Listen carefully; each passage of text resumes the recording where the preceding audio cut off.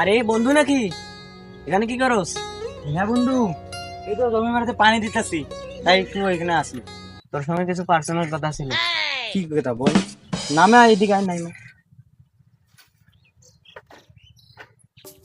আরে বন্ধু, একটা জিনিস চিন্তা করলাম। কি চিন্তা করলি? তোর ছেলেটার সঙ্গে আমার মেয়েটার বিয়ে দেবো।